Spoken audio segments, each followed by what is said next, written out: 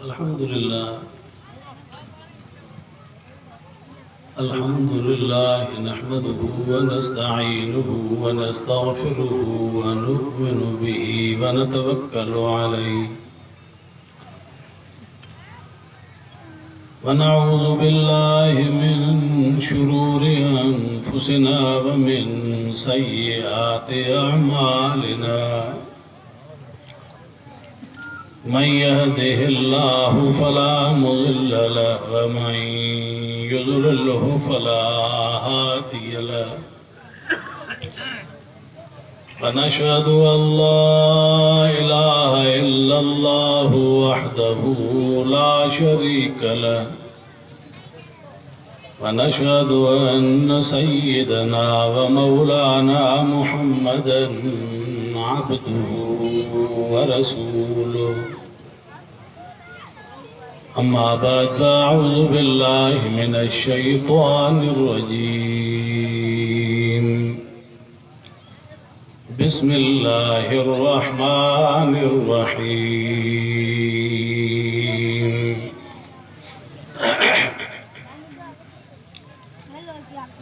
इन्ना नहनु नज़्ज़लना ज़िक्र व इन्ना लहू लहाफ़िज़ून सदक़ल्लाहु मौलानल अज़ीम व बल्लगना रसूलुहुन नबियुस सादिक़ुल अमीन व नहनु अला ज़ालिका लमिनश शाहिदीन वश्शाकिरीन वल्हम्दुलिल्लाहि रब्बिल आलमीन इन्नल्लाह व मलाइकतहु युसल्लूना अलन नबी या अय्युहल्लज़ीना आमनू सल्लु अलैहि व सल्लिमू तस्लीमा अल्लाहुम्मा सल्लि अला सय्यिदिना मुहम्मदिन नबिय्यिल उम्मी व आलिहि व बारिक व सल्लिम अदद खल्क़िक व रिज़ा नफ्सिक व ज़िनत अर्शिक व मिदाद कलिमातिक व अदद कुल्लि मालूमिन लक दाइमन अबदा। मुझे अज़ीज़ दोस्तों भाइयों, अज जो प्रोग्राम इस्लाह मुआशरा के हवाले से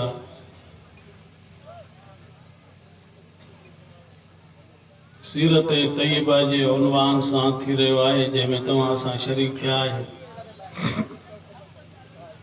अल्लाह रब्बुल आलमीन का दुआ है त रब तबारक व तआला तव्हां असांजी आमद के हिन हाज़िरी के हिन वेहण के मंजूर ऐं मक़बूल फरमाए। अज़ीज़ दोस्तों, अल्लाह तबारक व तआला इन कुरान पाक के असांजे लाइ हिदायत जो किताब करे मोकिलियो आहे। फरमाई इन हाज़ल कुरान यहदी लिल्लती हिय अक़वम, बेशक ये कुरान है जो को इंसान के सौ रस्तो मुहैया करे, सीधो रस्तो मुहैया करे तो, सिरात मुस्तकीम दिखारे तो, निजात जो रस्तो दिखारे। उम्मत जा उहे अफराद दुनिया में जो कामयाब थी निकरंदा जन अल्लाह जे फरमान के चिंबड़ी वर। कुरान करीम के अंदर अल्लाह तबारक व तआला जेके अक़वाम आलम जा हालात ऐं वाक़ियात बुधाए तो, उन्हनि में असांखे मालूम इहो थिए थो त जन उन दौर में अल्लाह जे फरमान के चिंबड़ी वरतो ऐं रसूलन जो इत्तिबा कयो, अल्लाह ताला उन्हनि के पंहिंजे उन गज़ब खां बचायो, तबाही खां बचायो। उहे माण्हू ज़ेर इताब आया, उहे माण्हू तबाह ऐं बर्बाद थिया जन अंबिया के उन वक़्त में न मञियो ऐं अल्लाह जे फरमान ते न हलिया। कुरान करीम असांखे यके बाद दीगरे तमाम अंबिया अलैहिस्सलाम जा हालात ऐं वाक़ियात असांजे साम्हूं रखिया आहिनि। असां चूंकि आख़िरी उम्मत आहियूं, आख़िरी नबी जे उम्मत में शामिल थिया आहियूं। पाण फरमायूं त अन आख़िरुल अंबिया, मां अंबिया जी पिछाड़ी आहियां, मूंखां बाद में ॿियो कोई कोन नबी ईंदो। अन ख़ातमुन नबिय्यीन ला नबी अबादी, मूंखां बाद में कोई नबी कोन्हे, मां आख़िरी नबी आहियां। फरमायो ला उम्मत बादकुम, तव्हां खां पोइ ॿी उम्मत कान्हे। ला किताब बाद किताब अल्लाह, हिन क़ुर पाक खां पोइ ॿियो किताब आसमानी दुनिया ते अचे, इहो कोन थियो। अल्लाह साईं इन क़ुर करीम जे अंदरि असांखे इब्तिदा खां वठी करे तख़लीक़ आदम खां वठी करे क़यामत ताईं, रोज़े महशर ताईं, अमलनि जी तौर ताईं, मीज़ान ताईं, जन्नत ऐं जहन्नम जे दर ताईं पहुचण ताईं सभु अल्लाह ताला असांखे हालात वाक़ियात सभु ॿुधाए छॾिया। कहिड़ा माण्हू कहिड़े दौर में थी गुज़रिया, केॾा ताक़तवर हुया, केॾो उन्हनि जो दुनिया में नालो हुयो, केॾो दुनिया जे अंदरि उन्हनि खे वॾो कुवत ते नाज़ हुयो। अल्लाह ताला फरमाए थो, ॾिसो दुनिया में उन्हनि जो हशर छा थियो। फिरौन काॾे वियो, हामान काॾे वियो, शदाद काॾे वियो, निमरूद काॾे वियो, क़ौम सबा काॾे वई। ये सभु क़ौमां जेके हुयूं, इहे दुनिया जे अंदरि ताक़तवर हुयूं, जिन खे पंहिंजे ताक़त ते कुवत ते नाज़ हुयो। उहे सभु क़ौमां तबाह थी वियूं, तसलस थी।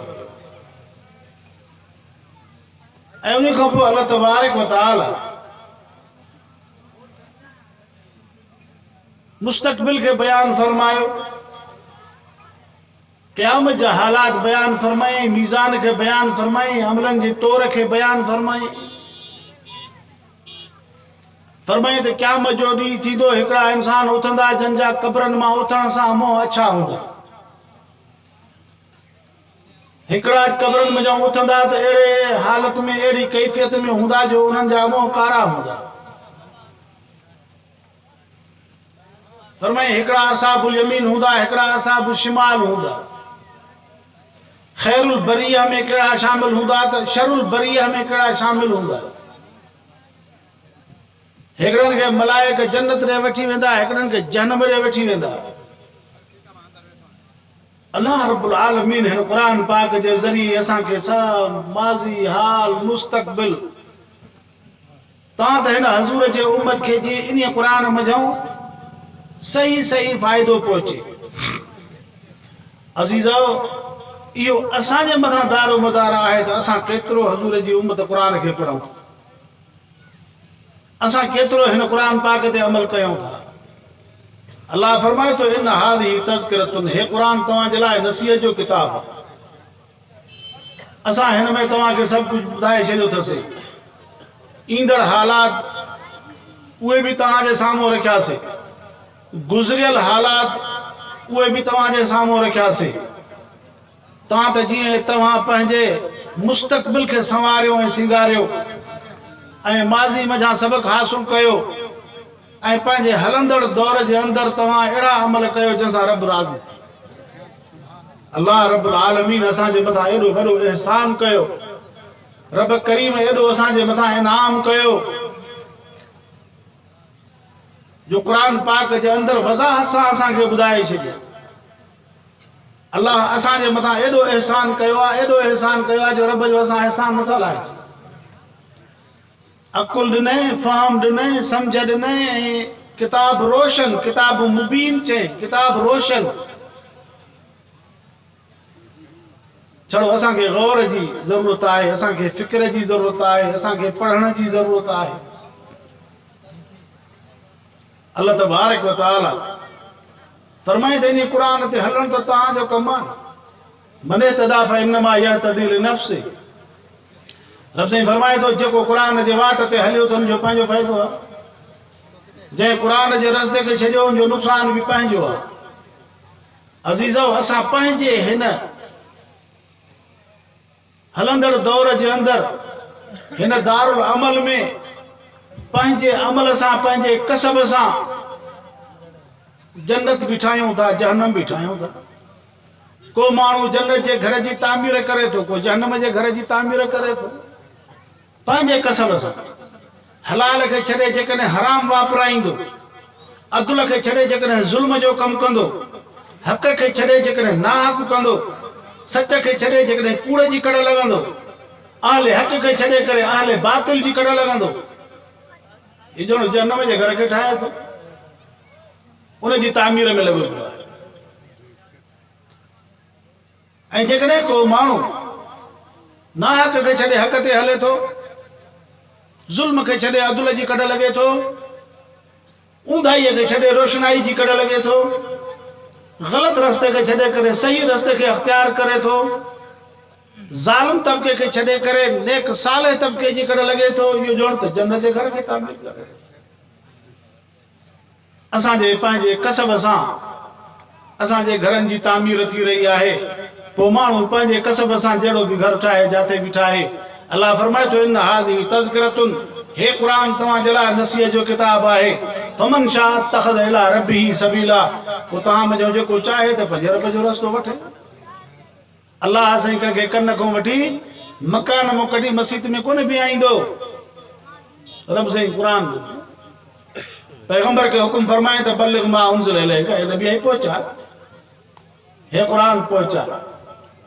हज़ूर जॾहिं दुनिया मां वञनि पिया त पाण बि इहा वसियत कयूं त बल्लिग़ू अन्नी वलो आया, मुंहिंजे उम्मत ताईं मुंहिंजो फरमान, अलाह जो फरमान पहुचायो। तोण जो तव्हांखे हिकिड़ी हदीस मुबारक या हिकिड़ी आयत क़ुरान जी आहे, तॾहिं बि मुंहिंजे आख़िरी उम्मती ताईं अलाह जे रसूल जो पैगाम पहुचे।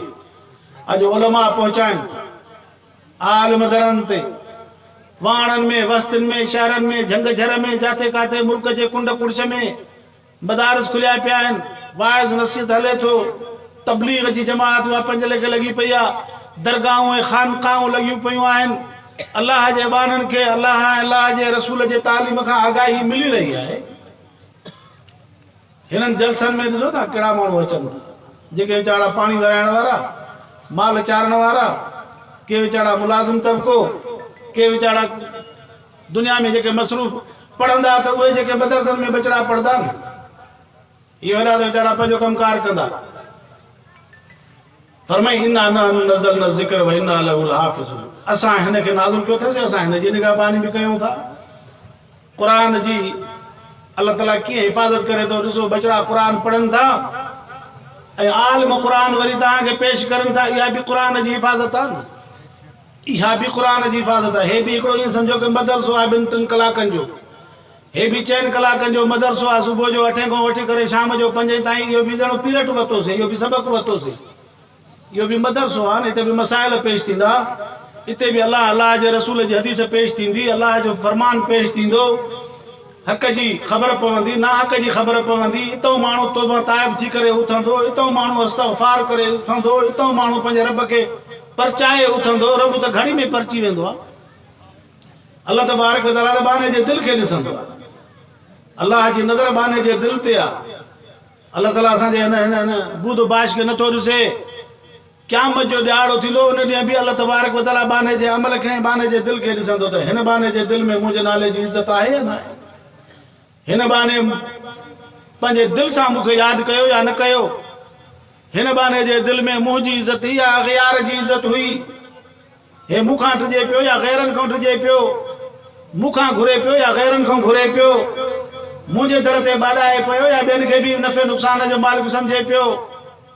अल्लाह ताला जी नज़र बाने जे दिलि ते आहे। दुआ कयो त अल्लाह ताला असांजे दिलनि खे इताअत वारे पासे ॾियारे। इन जे करे हज़ूर फरमायो, पाण इहा दुआ घुरंदा ऐं सहाबा खे सेखारियूं त इहा दुआ घुरंदा कयो, या मुसर्रिफ़ल क़ुलूब सर्फ़ क़ुलूबना इला ताअत, ऐं दिलनि जे फेरण जा मालिक, दिलियूं तुंहिंजे हथ में आहिनि, तूं असांजे दिलनि खे इताअत इबादत वारे पासे ॾे फेर, तौहीद वारे पासे ॾे फेर, क़ुरान वारे पासे ॾे फेर, हक़ वारे पासे ॾे असांजे दिलनि खे मोड़। दिलियूं तुंहिंजे हथ में आहिनि। पाण फरमायो इन क़ुलूब बनी आदम बैन असबई रहमान युक़ल्लिबुहा कैफ़ यशा। फरमायो त अल्लाह तबारक व तआला जे कुदरत जे 2 आंगुरनि जे विच में इंसान जी दिलि आहे, पोइ हेॾे फेरे उन जी मर्ज़ी, हेॾे फेरे उन जी मर्ज़ी। पोइ फरमायो अल्लाह दिलियूं तुंहिंजे हथ में आहिनि, असांजे दिलनि खे पंहिंजे इताअत वारे पासे ॾे फेर। दुनिया जे अंदरि जेकॾहिं माण्हू बदकारी जा ख़्याल, बदकारी में मुब्तला हुजे, शैतान जे हवाले हुजे, नफ़्स जे हवाले हुजे, पंहिंजे हवस खे पूरो करे, पंहिंजे ख़्वाहिश खे माना इन जी दिलि खे ख़ुदा एॾे हणी छॾियो आहे शैतान जे हवाले। पर जेकॾहिं दिलि में ख़्यालु थिए थो त नमाज़ पढ़ां, चङो कमु कयां, नेकी जो कमु कयां, ऐं उनखे नेकी जी तौफ़ीक़ मिले थी, चङे कम जी तौफ़ीक़ मिले थी, सम्झे त मुंहिंजे दिलि खे ख़ुदा इबादत वारे पासे ॾे फेरे छॾियो। बानो शुक्र करे दुआ कयो त अल्लाह तबारक व तआला असांखे हिन क़ुरान पाक ते अमल जी तौफ़ीक़ अता फरमाए, पैगंबर पाक जी इताअत नसीब फरमाए, पंहिंजे ज़ात सां ऐं नबी पाक सां ऐं क़ुरान पाक सां सचो ताल्लुक़ ऐं मुहबत अता फरमाए। अज़ीज़ो असां अमल जा मोहताज आहियूं। क़यामत जे ॾियारे असांजी निजात इन ते कोन थींदी त हे फिलाणो पीर जो पुटु आहे, हे फिलाणो मुफ्ती जो पुटु आहे, हे फिलाणो हुकुमरान जो पुटु आहे, हे फिलाणे ज़िमीदार जो पुटु आहे, हे फिलाणो हुकुमरान जो पुटु आहे। न, निजात जो दारो मदार अमल ते आहे। अल्लाह फरमाए थो असां बाने जा अमल तोड़ींदासीं। फमन सक़ुलत मवाज़ीनुहु फ़उलाइका हुमुल मुफ़्लिहून। अल्लाह फरमाए थो जंहिंजो नेकियुनि जो परड़ो ॻोरो थी वियो इहो कामयाब। वमन ख़फ़त मवाज़ीनुहु फ़उलाइका अलज़ीना ख़सिरू अनफुसहुम फ़ी जहन्नम ख़ालिदून। अल्लाह ताला फरमाए थो त जंहिंजो नेकियुनि जो परड़ो हल्को थियो इन्हनि पाण सां पाण ना हक़ कयो, पाण सां पाण ज़ुल्म कयो, इहे हमेशह लाइ जहन्नम जी बाहि जो बल बणिजी वेंदा। दुआ कयो त अल्लाह ताला असांखे सिराते मुस्तक़ीम ते हलाए, हक़ जी जमात सां उलमा जी क़यादत में हली करे असांखे हक़ जे अलम बरदार जमात सां उथारे। हिन वक़्तु तव्हां ख़बर आहे मौलाना फज़ल रहमान साहब 26 मार्च ते ऐलान कयो आहे। छा ऐलान कयो अथई त काॾे हलबो? इस्लामाबाद हलबो। हलबो न, आज़ादी मार्च में हलियासीं न। इंशाअल्लाह गिरती हुई दीवार को एक धक्का और दो। इंशाअल्लाह हलंदासूं त इन जा सफ़ा ईअं बिस्तरा गोल थी वेंदा। सभई हथ मथे करे चओ त इंशाअल्लाह हलंदासूं। आलिमन सां निभाइबो, आलिमन सां। नारे तकबीर, जमीयत उलमा इस्लाम, अकाबिर जमीयत कदम बढ़ाओ, कायद जमीयत मौलाना फजल रहमान। अॼु घणा माण्हू अहिड़ा आहिनि जेके इसराइल जी वांगार था वहनि, इसराइल जे हिमायत जूं ॻाल्हियूं करनि था, इसराइल खे तस्लीम करण जूं ॻाल्हियूं करनि था ऐं अंग्रेज़ जी तहज़ीब खे हिते राइज करण में लॻा पिया आहिनि। हिन हुकूमत इमरानी हुकूमत खां पोइ कादियानी उथी पिया आहिनि। इहे सभु फितना जेके उथी पिया आहिनि, असां मुस्लमाननि जो मुल्क, असांजो मुल्क कलमे जे नाले ते आज़ादु थियो ऐं हीअ असांजे मथां अची करे हे असांजे पंहिंजी तहज़ीब असांजे मथां मुसलत करनि था। कलमे वारो, जेकॾहिं असांजी मौजूदगी में असां बि ज़िंदा हुजूं ऐं मुल्क बि असांजो कलमे जे नाले ते आज़ादु थिए, पोइ इस्लाम जी तहज़ीब असांजे मुस्लमाननि जे बचड़नि में न अचे ऐं अंग्रेज़ जी तहज़ीब अचे त पोइ असांखे त मौत भलो आहे इन हयाती खां, पोइ त असांजे लाइ मौत भलो। दुआ कयो त अल्लाह ताला असांखे हक़ जे जमात सां तादाद में हयात गॾिजण जी तौफ़ीक़ अता फरमाए। अल्लाह तबारक व तआला असांजे हिन मुल्क जे अंदरि इस्लाम जी तहज़ीब खे उजागर करे, गैर इस्लामी तहज़ीब खां मुसलमान जो बच्चो मौत भलो अथसि, उन खे अख़्तियार करण खां मौत भलो आहे। अल्लाह ताला असांजे सभिनी कलमे वारनि भाइरनि खे बचाए ऐं अल्लाह तबारक व तआला असांजे मुल्क ऐं मिलत जी बि हिफ़ाज़त फरमाए। आख़िर दावाना अनिल हम्दुलिल्लाहि रब्बिल आलमीन। अल्लाह से असांजे हिन प्रोग्राम खे क़बूल बि फरमाए। जेके दोस्त पंदिड़ो करे आया आहिनि, अल्लाह ताला हुननि जे पंदिड़े खे मंज़ूर ऐं मक़बूल फरमाए। अल्लाह असांजे मरीज़नि खे शफ़ा अता फरमाए। जेके रब ॾे विया आहिनि उन्हनि जे क़ब्रनि खे रब सां रोशन फरमाए। अल्लाह ताला असांजे घरनि खे दीन सां आबाद फरमाए। असांजे इन इदारे खे, जंहिं इदारे जे ज़ेरे एहतमाम ही जलसो थियो आहे, मां मौलवी साहब खे पुछियो, चयसि 2 नींगर असांजा हाफ़िज़ थिया आहिनि, पर असां हुननि जी दिस्तार बंदी ईंदड़ साल कराईंदासीं। हाणे ॿिनि खे छा पटका, मां चयो बाबा तोणे अधु हुजे या मुनो हुजे या हिकु हुजे, दिस्तार बंदी कराए, पर चए त न सही ईंदड़ साल कंदासीं। अल्लाह से इन इदारे खे आबाद रखे, वीचारनि जन बुनियाद रखियो, उहे क़ब्रनि में विया, अल्लाह उन्हनि जे क़ब्रनि खे रोशन रखे। अल्लाह ताला आमतुल मुस्लिमीन जे बचड़नि खे इन्हनि इदारनि में जा फ़ाइदे वठण जी तौफ़ीक़ अता फरमाए। हर कलमे वारे जे बचड़े खे अल्लाह ताला क़ुरान जी तालीम सां आरास्ता फरमाए। रब्बना तक़ब्बल मिन्ना इन्नका अंतस समीउल अलीम, रब्बना व तुब अलैना इन्नका